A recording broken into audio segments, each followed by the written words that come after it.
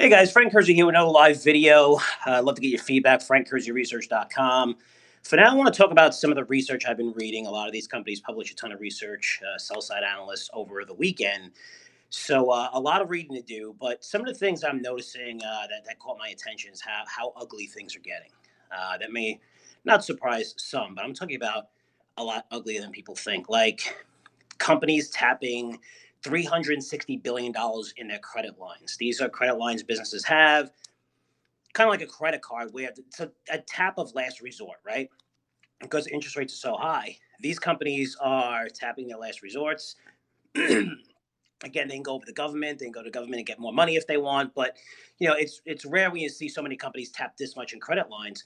What does that mean? It means that if these companies need that cash, again, last resort cash, that much, very high interest rate, then what is it to say when we come out of this? Where are these companies going to get the money to grow, which they spend on capex? So to assume that's going to be a very quick recovery is pretty crazy because these companies have no money. They're tapping out of their money right now. So you're looking at finally the analysts are updating their estimates. Goldman Sachs, Bank of America came out with their 2020 estimates for earnings. They're predicting around a 30% decline each. If you put a number on that, from last year's $164 in total earnings for the S&P 500, that amounts to $115. At that rate, we're trading at, with current S&P where it is, we are trading at 24 times forward earnings, which is insane. That's the highest valuation since the tech bubble. Only a few times that we've seen that valuation in probably 4 or 5 decades. And we're in an environment where everything's closed and no revenue. That's the big fight we're having. Is the government stimulus enough where earnings don't matter anymore, which I spoke about in a previous video?